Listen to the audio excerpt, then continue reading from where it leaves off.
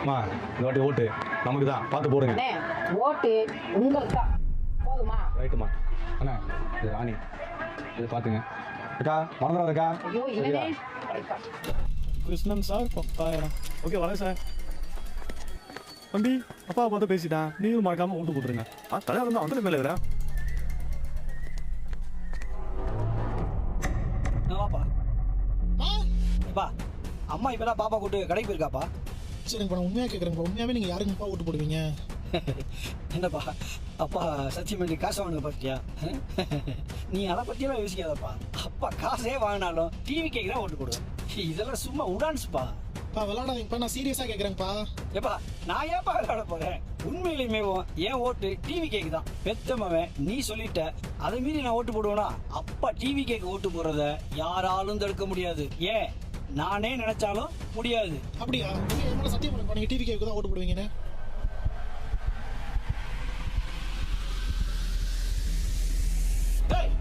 ஓரேன்னு சொல்லிட்டேன், திரும்ப திரும்ப சத்தியம் பண்ணி நித்தியம் சொல்லிட்டு இருக்க. பா இப்போ சத்தியம் பண்ணுறீங்களா இல்லையாப்பா? ஏய் சத்தியமா சத்தியம் பண்ண முடியாதுடா. எதுக்கு பண்ண முடியாது? ஏய் ஓட்டு போறதெல்லாம் அது என்னோட விருப்பம். அதுக்கு தான் போடணும், இதுக்கு தான் போடணும்னு நீ என்கிட்ட சொல்லக்கூடாது, புரியுதா? நீங்கள் சொல்கிறதெல்லாம் சரிதான்ப்பா, இருந்தாலும் பரவாயில்லப்பா, சத்தியம் பண்ணுங்கப்பா. ஏய் சொல்லிக்கிட்டே இருக்க, ஒருத்தருக்கு ஓட்டு போடுறது சத்தியம் வாங்குறது எவ்வளவு கேவலம் தெரியுமாடா? இது கூட புரியாத தற்குறியா இருக்க. எது நான் தற்கூரி? இப்போ நான் வரதுக்கு முன்னாடி 10,000 வாங்கிட்டு உங்க பர்சுக்குள்ள வச்சீங்களே, அது உங்களுக்கு தற்கூரித்தனமாவோ இல்லை தப்பாவோ தெரியல. இப்போ நான் உங்ககிட்ட சத்தியம் கேட்கறது தான் தற்கூரித்தனமா தெரியுதுல? ஏய் அது என்னோட இஷ்டம்டா. ஒருத்தட்ட காசு வாங்கிட்டு ஓட்டு போடுறதும் போடாததும். காசே வாங்காட்டி கூட நான் என் கட்சிக்கு தான் ஓட்டு போடுவேன். ஆனா நீ இதுக்கு தான் ஓட்டு போடணும்னு என்கிட்ட வந்து கம்பல் பண்ணி கேக்குறியே, அதுதான்டா கேவலமான விஷயம். சரிப்பா, நான் கேவலமானவனாவே இருந்துட்டு போறேன். சில கேவலமான விஷயத்த சில கேவலமான விஷயத்தினாலதான் சரி பண்ணணும், அது ஒன்றும் தப்பு இல்லைல. கேவலத்தை மாத்தணுமா? அப்படி என்னடா அந்த ஆட்சியில கேவலத்தை கண்டுட்டீங்க? ஏன் தலைவன்கிட்ட இல்லாதது அப்படி என்னடா உங்கள்கிட்ட இருக்கு? ஓல் மட்டும் என்ன ஒழுங்கா? சரி நான் கேக்குற கேள்விக்கு நீ மட்டும் சரியா பதில் சொல்லிட்டேன்னா நான் உங்களுக்கே ஓட்டு போறேன்டா.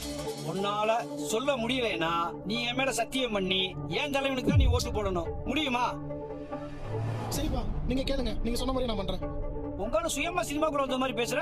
அவங்க அப்பா டைரக்டர், உங்களால அவங்க அப்பா ஹீரோவா வச்சு படம் எடுத்ததுனால தானே சினிமாக்குள்ளே வர முடிஞ்சுச்சு. நீங்க சொல்றது சரிதான்ப்பா, அவங்க அப்பா இல்லைன்னா சினிமாக்குள்ள வந்திருக்க முடியாதுதான். இப்போ நீங்க எப்படிப்பா கான்ட்ராக்ட் ஆனீங்க? உங்களை உங்க அப்பா காலேஜ்ல சேர்த்து விட்டதுனால தானே உங்களால படிக்க முடிஞ்சது, கான்ட்ராக்ட் ஆக முடிஞ்சது. உங்களை உங்க அப்பா எப்படி சேர்த்து விட்டு நீங்க கான்ட்ராக்ட் ஆனீங்களோ, என்ன எங்க அப்பா எப்படி சேர்த்து விட்டு நான் இன்ஜினியர் ஆனனும், அதே மாதிரி அவங்க அப்பா அவரை சினிமால சேர்த்து விட்டுருக்காரு, நடிகன் ஆயிருக்காரு. எல்லாருக்கும் விசிட்டிங் கார்டு அவங்க அப்பா தானே. ஏய் சும்மா சொல்லாத. எங்க அப்பா என்ன காலேஜ்ல மட்டும் தான் சேர்த்து விட்டாரு. நான் நல்லா படிச்சதுனால தான் இன்னைக்கு இந்த பொசிஷன்ல இருக்கேன். அதுக்காக உங்களோட என்ன கம்பேர் பண்ண வச்சுக்காத, புரியுதா? சரி நீங்க சொல்ற மாதிரியே கூட இருக்கட்டும். நம்ம தமிழ் சினிமாலையும் எத்தனையோ பெரிய டைரக்டர் அவங்க பையனை ஸ்டாராக்க ட்ரை பண்ணாங்க, ஆனா அதெல்லாம் முடியலையே. எல்லாராலையுமே தளபதி ஆக முடியல. என்னதான் உங்க அப்பா சேர்த்து விட்டாலும் நீங்க இன்னைக்கு படிச்சு ஜெயிச்சது உங்களால தானே, நீங்க நடிச்சு ஜெயிச்சது அவரால தானே. அது எப்படி இதை மட்டும் உங்க வசதிக்கு ஏற்ற மாதிரி மாத்திக்கிறீங்க? சினிமா ஊரா? நான் அதை பேசல, அரசியல் பேசுவோம். மக்களுக்காக இவன் என்ன பண்ணிருக்கான்னு இவனுக்காக ஓட்டு என்கிட்ட வந்து கேக்குற நீ? ஏதாவது ஒரு பிரச்சனை நின்று போனாடா இவனுக்காக நீ ஓட்டு கேக்குறதுக்கு? ஓட்டு போட்டு ஒருத்தர் உட்கார வச்சிருக்கிறதுனால உங்க வாழ்க்கை என் வாழ்க்கை எப்படி மாறி இருக்குன்றது உங்க கணக்கு தெரியல. நம்ம ஓட்டே போடாத ஒருத்தர் நமக்குள்ள என்ன பண்ணிருக்காருன்றது உங்களுக்கு எல்லாம் கேள்வியா இருக்குல்ல. அப்புறம் நான் சொன்னீங்க மக்களுக்கு எந்த ஒருத்தலையுமே நிக்கலையா? இப்ப சொல்றேன் கேளுங்க. இலங்கை தமிழருக்கான போராட்டம், மீனவருக்கான போராட்டம், ஜல்லிக்கட்டு போராட்டம், இப்படி தமிழ்நாட்டில் எங்க போராட்டம் நடந்தாலும் போய் கலந்துட்டு இருந்திருக்காரு. வீட்டுல அடித்தா இருந்தப்ப அவங்க வீட்டுல போய் பார்த்தது மட்டும் இல்லாம யார் யாருக்கு தமிழ்நாட்டில் என்னென்ன பிரச்சனை நடந்தாலும் அவங்க வீட்டுல போய் பார்த்துட்டு இருந்திருக்காரு. இப்போ வரைக்கும் போராட்டம் கூட ஓகே. காசா மக்களுக்கு என்ன பண்ணிருக்காங்க உதவி ஒன்னா சொல்லக்கூடாதுமாங்க. ஆனா உங்களை மாதிரி ஆளுங்கிட்ட சொல்லாம இருக்க கூடாது. சொல்றேன் கேளுங்க. கொரோனா டைம் 1.5 கோடி, அப்புறம் சென்னையில வெள்ளம் வந்தப்ப 5 கோடி, அப்புறம் கடல் கொந்தளிப்புல பாதிச்சவங்களுக்கு 5 லட்சம், அப்புறம் ஸ்டெர்லைட்ல போலீஸ் சுட்டு போனாங்களே அவங்க ஒவ்வொரு குடும்பத்துக்கும் ஒவ்வொரு லட்சம், அப்புறம் கஜா புயல், இப்படி எங்க என்ன பிரச்சனை நடந்தாலும் அதுக்கும் பினான்சியலா ஹெல்ப் பண்ணிட்டு தானே இருக்காரு அவரு. டேய் 200 கோடி சம்பளம் வாங்குறவனுக்கு 5 கோடி, இந்த 1.5 கோடி எல்லாம் பெரிய விஷயமாடா? அதுதான் உதவி செஞ்சாலும் கேள்வி, செய்யலனாலும் கேள்வி, எது பண்ணாலும் கேள்விதான் இல்ல. 5 கோடினாலும் அவர் உழைச்சு சம்பாரிச்ச காசுல இருந்து எடுத்து செலவு பண்ணதுப்பா. மக்கள் காசை மக்களுக்கே செலவு பண்ணிட்டு அது ஓசின்னு சொல்லி மக்களையே அசிங்கப்படுத்தல. சரி இவ்வளவு பேசுறீங்களா நீங்க? இத்தனை வருஷம் நீங்க ஓட்டு போட்ட ஒருத்தர் அவர் சொந்தமா சம்பாரிச்ச காசுல இருந்து மக்களுக்கு எதனா 1 ரூபா செலவு பண்ணா யாராவது ஒருத்தர் சொல்லுங்க பாப்போம். நீங்க இந்த இப்ப நான் வரதுக்கு முன்னாடி 10,000 ரூபாய் வாங்கி பாக்கெட்டுக்குள்ள ஒளிச்சு வச்சிருந்தேன், அது யார் காசு? அது நம்ம காசு தானே. இப்படி ஓட்டு போட்டவங்க மேலேயே இல்லாத எதிர்பார்ப்பு விஜய் மேல இருக்குன்னா அப்ப தப்பு அவருதான் இல்ல உங்களுதான்? டேய் அவனுக்கு என்ன அரசியல் அறிவு இருக்குன்னு அரசியலுக்கு வரா? எங்க ஆளுங்களுக்கு இருக்கிற அரசியல் அறிவுல ஒரு பாதி இருக்குமாடா? கரெக்ட் தான்ப்பா, உங்க ஆளுங்க அளவுக்கு எங்களுக்கு அறிவு இல்லதான். உங்க ஆளுங்க அறிவை பார்த்து தான் இந்த உலகமே வியந்ததேப்பா. ஏன்னா இந்த உலகமே வியந்த அளவுக்கு பண்ணீங்க பாருங்க ஒரு ஊழல். இப்ப வரைக்கும் அந்த வேர்ல்டு ரெக்கார்டு, அந்த ரெக்கார்டு அடிக்கிறதுக்கு உலகத்திலேயே வேற எந்த ஊழலும் இப்ப வரைக்கும் நடக்கல. அந்த வேர்ல்டு ரெக்கார்டை அடிக்கிற அளவுக்கு இருக்கிற அறிவு எங்களுக்கு வேணான்ற. அதுக்கப்புறம் ஜெயிக்கிறதுக்கு முன்னாடி 500 ரூபாய்க்கு சிலிண்டர் கொடுக்குறோம், அதுக்கு 100 ரூபாய் மானியம் கொடுக்குறோம், 75 ரூபாய்க்கு பெட்ரோல் கொடுக்குறோம், டோல்கேட்டை மூடுறோம், அப்புறம் விவசாய கடன்ல இருந்து கல்வி கடன்ல இருந்து நீட் தேர்வு வரைக்கும் ரத்து பண்றோம், 2 மாசமா இருந்த கரண்ட் பில்ல 1 மாசமா கட்டுற மாதிரி மாத்துறோம். அப்படி ஏதோ ஒன்று சொன்னாங்களே, மெயினா அது கூட அமல்படுத்துறோம். இப்படி எல்லாத்தையும் சொல்லிட்டு கடைசியில ஜெயிச்சதுக்கு அப்புறம் இதெல்லாம் நாங்க எப்போ உங்ககிட்ட சொன்னோம் கேட்டீங்க பாருங்க, அந்த அறிவு எங்களுக்கு வேணாங்கிறேன். நீ இது வரைக்கும் 1 ரூபா கடன் வாங்கியிருப்பியா? ஆனா உனக்கே தெரியாம உன் மேல 4.5 லட்சம் கடன் இருக்குன்னா நீ நம்புவியா? உங்களுக்கு 10,000 கொடுத்தது, மகளிர் காசு அம்மாவுக்கு 5,000 கொடுத்தது மட்டும்தான் உங்க எல்லாரும் கணக்கும் தெரியுது. ஆனா தமிழ்நாட்டோட மொத்த கடன் எவ்வளவு தெரியுமா? 10.5 லட்சம் கோடி. இங்க இருக்க ஒவ்வொரு குடும்பத்து மேலையும் 4.5 லட்சம் கடன் இருக்கு. அப்படி உங்களோட கடன் காசையே எடுத்து உங்களுக்கே அதை திருப்பியும் கொடுத்து நிலைமை எடுக்கிறாங்க பாத்தீங்களா? அந்த அறிவு எங்களுக்கு வேணாங்கிறேன். சரி சரி, அறிவை விடு. ஒரு தகுதி வேணாமா அரசியல் வர்றதுக்கு? இவன் என்ன தகுதி இருக்கு? இப்படிதான் ஜெயலலிதா அம்மா சட்டசபைக்குள்ள வரப்போ உனக்கெல்லாம் என்ன தகுதி இருக்குன்னு சேலையை பிடிச்சி இழுத்து வெளியே தள்ளி விட்டாங்க. அப்ப அந்த அம்மா முடிவு பண்ணுச்சு, இதுக்கப்புறம் சிஎம் ஆயிட்டு தான் சட்டசபைக்குள்ள வருவேன்னு. அதே மாதிரி ஜெயிச்சு உள்ள வந்தாங்களேப்பா. இப்ப என்னதான் சிங்கப்பெண் சொல்லி தலையில தூக்கி வச்சு கொண்டாடினாலும் அப்ப தகுதியில இருந்தா வெளியே போட்டு தள்ளி விட்டீங்க. உங்களை மாதிரி ஆளுங்க கிட்ட இருக்க ஒரு பெரிய பிரச்சனை என்ன தெரியுமா? இங்க ஒருத்தர் புதுசா ஒண்ணு பண்ணணும்னு நினைச்சு இறங்கிட்டானா போதும், உடனே இவன்லாம் ஒரு ஆளா, இவனுக்குலாம் என்ன அறிவு இருக்கு, இவனுக்குலாம் என்ன தகுதி இருக்குன்னு சொல்லி அவனை கீழே இழுத்து போட்டுறது. உங்களை பொறுத்த வரைக்கும் ஒருத்தர் ஜெயிக்கிறதுக்கு முன்னாடி அறிவு இல்லாதவன், தகுதி இல்லாதவன். இதுவே ஜெயிச்சதுக்கு அப்புறம் அவனை ரோல் மாடலாவோ இன்ஸ்பிரேஷனாவோ ஏன் தலைவனாவோ கூட ஏத்துப்பீங்க. சரி சரி, தகுதி தேவையில்லதாப்பா, ஒரு தைரியம் வேணும்ல. உங்களால தான் மைக்க பார்த்தோன்னே ஓடிடான்ல.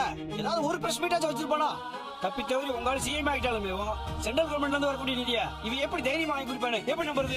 உங்க தலைவர் மட்டும் பிரஸ் நல்லா ஹேண்டில் பண்றா என்ன? ஏன்பா எனக்கு புரியல. நீங்க கஷ்டப்பட்டு ஓட்டு போட்டு சிஎம் சீட்ல உட்கார வச்சிருக்க அவரேவும் பிரஸ் மீட் கொடுக்கறது இல்ல. அப்படியே பிரஸ் மீட் வச்சாலும் அவர் என்ன பேசணும்னு சொல்லி முன்னாடி பிரஸ் கிட்ட கேள்வி கொடுத்துதான் கேள்வியும் கேட்கறாங்க. அப்படி ஓட்டு போட்டு பேசக்கூடிய இடத்துல இருக்கிற அவரே பேச மாட்டாரு. இவர் பேசலங்கிறதுதான் உங்களுக்கு பிரச்சனையா இருக்குல்ல? சரி, இவர் பிரஸ் மீட்டே வைக்கிறாருன்னே கூட வைங்க, நீங்க என்ன பண்ணுவீங்க? உங்க ஜன்னல இருக்க ஆளுங்களையே உள்ள விட்டு கேள்வி கேட்டு இவரை ஜோக்கராக்கி சொல்லி முடிச்சு விட்டுருவீங்க, அதானே? டேய், அதெல்லாம் எப்படி பண்ணுவாங்க? அதான் பண்ணாங்களேப்பா. இவர் பேரு கொண்ட ஒரு நல்ல மனுஷன கேப்டன் விஜயகாந்த். அவரை விடவா ஒரு தைரியமான ஆள் இருப்பாங்க. ஆனா பிரஸ் மீட்னு சொல்லியே இல்லாத பொருளாதான்னு எல்லாருமே கேள்வி கேட்டு அவரோட இயலாமையை யூஸ் பண்ணி ட்ரோல் மெட்டீரியல் ஆக்கி அரசியல் இல்ல மொத்தமா முடிச்சு விட்டாங்களேப்பா. எங்கெல்லாம் நல்லா உசாராதான் இருக்கு. அவர் பிரஸ் மீட்டே கொடுக்காம இருக்கிறதா நாங்களுமே நல்லதுன்னு நினைக்கிறோம். அப்படி எங்களுக்கு கொடுக்கணும்னு தோணுச்சுன்னா எங்களுக்கு யார்கிட்ட கொடுக்கணும்னு தோணுதோ அவங்ககிட்டே நாங்க கொடுத்துக்கிறோம். உங்களால கட்சி ஆரம்பிச்சே 1 வருஷம் தாண்டா ஆகுது, அதுக்குள்ள என்ன பெரிய மாற்றத்தை கொண்டு வந்துட போறாரு? ஏற்கனவே ஒரு பெரிய மாற்றத்தை கொண்டு வந்துட்டாருப்பா.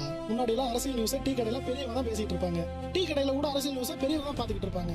ஆனா அரசியலுக்கும் நமக்கும் சம்பந்தமே இல்லைன்ற யங்ஸ்டர்ஸ் எல்லாம் இப்ப அரசியல் என்னன்னு தெரிய ஆரம்பிச்சிருக்கு, பேச ஆரம்பிச்சிருக்காங்க. சினிமா கிரிக்கெட் மட்டும் பாத்துக்கிட்டு இருந்த இளைஞர்கள் எல்லாம் அரசியல் என்னன்னு தெரிய ஆரம்பிச்சிருக்கு, பேச ஆரம்பிச்சிருக்காங்க. ஏன் சோசியல் மீடியாலயேவும் ஐபிஎலுக்கும் படத்துக்கு மட்டும் சண்டை போட்டுட்டு இருந்த பசங்க இப்ப அவங்க வீட்லயோ பக்கத்து ஏரியாவில ஏதாவது பிரச்சனை நடந்தாலும் அது வீடியோவா எடுத்து போட்டு உடனே அதை சரி பண்றாங்க. உங்க கண்ணு முன்னாடி நடந்த ஒரு விஷயத்தை சொல்லணும்னா கூட இத்தனை நாளா நம்ம கேட்டு முன்னாடி குப்பையை போட்டுட்டு இருந்தாங்க, அதை தடுக்க முடிச்சதா உங்களால? இல்ல நைட்டு வெளியே வரப்ப பாட்டிலுக்கு 10 ரூபா குடிச்சு தங்கச்சி கிட்ட பிரச்சனை பண்ணாங்களே, அதை தடுக்க முடிஞ்சதா? நீங்க கம்ப்ளைண்ட் பண்ணி கூட அதெல்லாம் தடுக்க முடியலையாப்பா. ஆனா நான் 2 வீடியோ தான் போட்டேன், 2 நாள்ல எல்லாமே மாறிச்சு. அவர் வர்றேன்னு சொன்னதுக்கு இவ்வளவு மாறுது, அப்ப வந்தா எவ்வளவு மாறும் நீங்களே யோசிப்பா. அப்படி ஒரு மாற்றத்தை கொண்டு வரதுக்காக தானே அவர் அவ்வளவு பெரிய ஸ்டார்ன்ற அந்தஸ்தே தூக்கி போட்டு வர்றாரு. அதுக்காகவாவது ஒரு வாய்ப்பு கொடுக்கலாமேப்பா. ஏய், என்னடா எல்லாரும் சினிமால 200 கோடி விட்டுட்டு வந்துட்டாரு, 300 கோடி விட்டுட்டு வந்துட்டாரு பீத்திக்கிறீங்க. சினிமால 300 கோடி அடிச்சா அரசியல்ல 3000 கோடி அடிக்கலாம்னு அவனுக்கு தெரியும். அதனாலதான் அவன் சினிமா விட்டு அரசியலுக்கு வந்துட்டான், புரியுதா? சரி, 3000 கோடி எப்ப அடிக்க முடியும்? ஊழல் பண்ணா. இவங்க எல்லாம் ஊழல் பண்ணிருக்காங்க, அடிச்சிருக்காங்க. இவர் ஊழல் பண்ண மாட்டேன்னு சொல்லிட்டு தானே அரசியலுக்கே வராரு. அரசியலுக்கு வர்றதுக்கு முன்னாடி எல்லா அரசியல்வாதிகளுமே நாங்க ஊழல் பண்ண மாட்டோம், நேர்மையா தேர்ப்போம்னு சொல்லுவாங்க. ஆனா வந்ததுக்கு அப்புறம் தானே தெரியும் அவங்களுடைய சுயரூபம். இத்தனை காலம் நாங்க பார்க்காததான். நீங்களே சொல்றீங்க எல்லாரும் மாதிரி ஏமாத்திடுவாங்கன்னு. எல்லாரும் மாதிரி வேணா அப்படி எத்தனை பேர் நீங்க அப்படி ஆள வச்சிட்டீங்க? உங்க அப்பா காலத்துல இருந்து உங்க காலம் வரைக்கும் ஏதோ 10 கட்சியை ஜெயிக்க வச்சுக்கிற மாதிரி நீங்க பேசுறீங்க. 60 வருஷமா 2 கட்சியை தான் ஜெயிக்க வச்சுக்கிட்டு இருக்கீங்க. இதுல எல்லாரும் மாதிரியும் வேணா. அப்ப நீங்க ஓட்டு போட ஆரம்பிச்ச காலத்துல இருந்து நல்லவன் எவனையுமே பார்க்கணும் தானே அர்த்தம். மாத்தி கீத்தி போட்டாதானே நல்லவங்களும் இருக்காங்களா இல்லையான்னு தெரியும். விஜய் தான் இல்ல, விஜயகாந்த் சிஎம் இருந்தாலும் ஊழல் பண்ணாம இருந்திருக்கலாம், இல்ல புதுசா வேற யாராவது இருந்தாலும் ஊழல் பண்ணாம இருந்திருக்கலாம். ஆனா நீங்க யாரெல்லாம் வர விட்டீங்க? புதுசா எவன் வந்து நின்னாலும் இவனுக்கு என்ன தெரியும் அவனுக்கு என்ன புரியும்னு சொல்லி எவனையும் வளர விடுறது இல்ல. ஊழல் பண்றவங்களுக்கே ஓட்டு போட்டு ஜெயிக்கவும் வச்சிருங்க. ஊழல் இல்லாத ஆட்சி இருந்தது எப்போ? நீங்க ஓட்டே போடாத காமராஜர் காலத்துல இருந்தது. அதே ஆட்சியை மறுபடியும் கொண்டு வரதுக்காக தான் உங்ககிட்ட நாங்க போராடிக்கிட்டு இருக்கோம். வேற ஏதாவது கேள்வி இருக்காப்பா? ஏன்பா வர்றதுக்கு முன்னாடி இவ்வளவு கேக்குறியே, ஆனா வந்தவங்களை இது வரைக்கும் ஒரு கேள்வி கூட கேட்டதில்ல. ஏன்னா ஊழலா இருந்தாலும் பழகி போச்சு. எப்படி சிகரெட் அட்டையில வந்து இதை வாங்கி குடிச்சா கேன்சர் வரும்னு சொல்லி அதை வாங்கி குடிக்கிறாங்களோ அதே மாதிரி தப்புன்னு தெரிஞ்சு ஓட்டு போடுற மாதிரி பழகி போச்சு. எல்லா விஷயத்திலயும் நேர்மையா இருக்கு உங்களுக்கே ஏன் அது தப்புன்னு தெரிய மாட்டேங்குது? இப்ப புரியுதா உங்களுக்கு? உங்க தலைவர் ஆட்சியில கமிஷன் கேட்டதுனால தான் உங்க வேலையும் போச்சு. அதே ஆட்சியில லஞ்சம் கேட்டதுனால தான் கிடைக்க இருந்த வேலை எனக்கு கிடைக்காம போச்சு. ஆனாலும் உங்க தலைவரை உங்களால விட்டு கொடுக்க முடியாது. ஏன்னா அது உங்க ரத்தத்திலேயே ஊறி போய் கிடக்கு. உங்க தலைவர் ஆட்சியில் என்ன தப்பு நடந்தாலும் ஏன் அது உங்களுக்கு தெரிய மாட்டேங்குது? எல்லாத்தையும் மறந்துட்டு எப்படி அகைன் அவங்களுக்கே சப்போர்ட் பண்ணி ஓட்டு போடணும்னு தோணுது உங்களுக்கு? உங்களை மாதிரி தான் இங்க நிறைய பேர் இருக்காங்க. அதனாலதான் எங்களால ஒரு மாற்றத்தையே கொண்டு வர முடியல. இதுக்கு யங்ஸ்டர்ஸ் நாங்க மனசு வச்சா மட்டும் பார்த்தாதுப்பா. பெரியவங்க நீங்க சப்போர்ட் பண்ணா மட்டும் தான் எங்களால ஒரு மாற்றத்தை கொண்டு வர முடியும். இதுவும் கிட்டத்தட்ட சிகரெட்ல இருக்க கேன்சர் மாதிரி தான்ப்பா. தப்புன்னு தெரிஞ்சா தூக்கி போட்டணும். இல்லைன்னா அதுவே நம்மளை அழிச்சிரும்ப்பா. இந்த ஒரு தடவை யோசிங்கப்பா. எல்லா விஷயத்தையும் ப்ராக்டிக்கலாக புரிஞ்சுக்கக்கூடிய ஆளுப்பா நீங்கள். ஆனால் உங்களையும் என்னால் மாற்ற முடியல. இதில் மற்றவங்கள அந்த மனுஷன் வேறு எல்லாரையும் வேறு நம்பி இறங்கிட்டாரு. ஆனால் உங்கள் சப்போர்ட் இல்லாமல் எங்களால் ஜெயிக்கவும் வர முடியாது. உங்கள் ஜென்ரேஷனில் சரி எது தப்பு எதுன்னு தெரியாமையே நீங்கள் வாழ்ந்துட்டீங்க. ஆனால் இப்படி எங்களால் வாழ முடியலப்பா. இதுக்கப்புறம் தான் என் வாழ்க்கை, என் புள்ள வாழ்க்கை, தங்கச்சி வாழ்க்கைன்னு எல்லாரும் வாழ்க்கையும் இந்த ஜென்ரேஷன்லேயே எல்லாத்தையும் மாற்றலாம்னு நினச்சோம்ப்பா. ஆனால் மாற்றம் வரணும்னா நம்ம மாறணும். சரிப்பா, நீ உன் தலைவனுக்கே ஓட்டு போட்டுரு.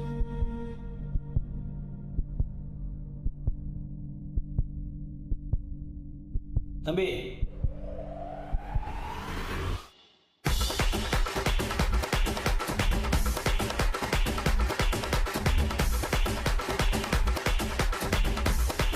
என் நெஞ்சில் குடியிருக்கும்